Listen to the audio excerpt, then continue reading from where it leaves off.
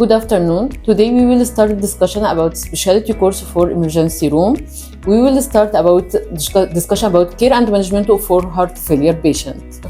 Heart failure, that is the condition. It is the heart can't deliver enough blood supply for the classification of heart failure. That is, we have two main classifications. The first one, left and right heart failure. The other one, that is systolic heart failure with reduced ejection fraction, and diastolic heart failure with preserved ejection fraction. Talking about the left side heart failure, we are talking about the enlargement of the left ventricle, that is stretched tissue in compare of the function tissue. Okay, we have two main findings of this type of heart failure. The first one, that is decreased cardiac output. It will be clear for patient in intolerance activity intolerance, and the other one, that is the tissue perfusion time. It will be prolonged time. The other one, that is pulmonary congestion. It will be like pulmonary edema and impaired gas exchange. We can find patients cyanosed and hypoxia. For pulmonary congestion and pulmonary edema and heart failure, we can hear this voice when we are ausculting the patient's chest.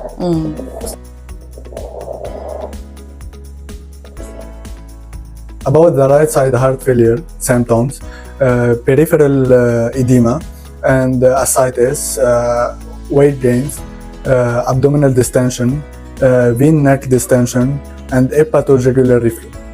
It is related to compensated and decompensated heart failure. All patients with heart failure are moving between these two stages. Compensated heart failure, in this stage, patient with decreased cardiac function but still not appear the sign and symptoms.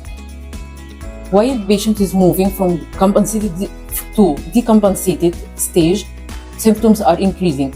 The end stage of heart failure, it is the end stage of decompensated. Okay, we can start with the diagnostic test for heart failure. Now, about the diagnostic test for the heart failure, we can start first with the ECG within 10 minutes of the patient coming to the emergency department. By this ECG, we can check if there is conduction of abnormalities in the electricity of the heart, and we can check if there is ventricular atrial abnormalities. Now we can start also with the CBC, complete blood count. We can check if there is anemia, and we can use the chemistry panel. We should check the electrolyte status in the blood. Also, we need to check the creat and the urea level in the blood to check if the functioning of the kidney is working well. Also, the chest X-ray is very important because we can check if there is cardiomegaly, and we can know if there is pulmonary edema, and we can determine which level of the heart failure we reach already with the patient. And then we will do the echocardiogram. The echo will help us to know about the sizes of the chamber, if there is megaly or if there is any abnormality in the ventriculars and the symptoms in between. Goal of heart failure management. Our goal for management for heart failure, that is to educate the patient. That is a lifestyle for this disease. Patient has to change or to modify his lifestyle with medication, with diet, with activity to be tolerant with this disease. He has to start with pharmacology medication, that is treatment, and non-pharmacological treatment. Non-pharmacological treatment will be low salt diet, cessation of smoking, cessation of alcohol.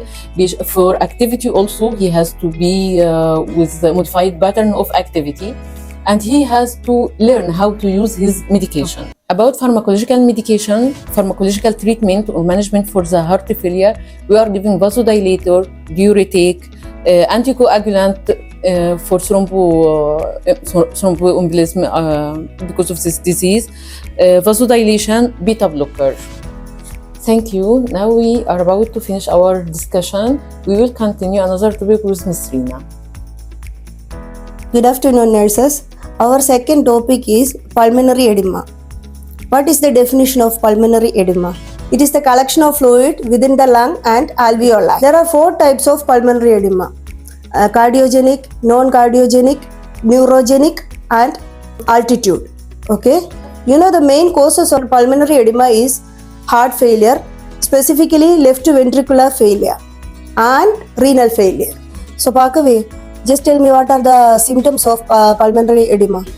Actually, the pulmonary edema, the patient have the symptoms, cough, then orthopnea, then patient will be develop the shortness of breath. But then the patient also have the pink and frothy secretions also have the patients.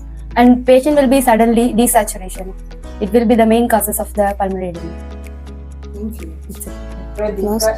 Now we'll discuss about the symptoms. So now we want to go for the treatment. What are the treatment for the pulmonary edema? We have several treatments for pulmonary edema. First, the oxygen for desaturation. We give diuretics for fluid overloads. We're giving nitroglycerin to reduce the cardiac workload, and inotropes to strengthen the heart conductions. We also do non-invasive ventilations like BiPAP and CPAP. And we have, for severe cases, we're doing the mechanical ventilations. Also for fluid overload, we're doing hemodialysis. And for cardiogenic pulmonary edema, we have an option that is the ultrafiltrations. Like CRRT, yes. Thank you so much. Discuss about the pulmonary edema, the causes, treatment, and everything. Now we have to say the conclusion. The pulmonary edema has to identify the causes before doing everything, because we need to avoid the recurrence of pulmonary edema. We need to know the correct causes. So we will finish the topic. Thank you everyone.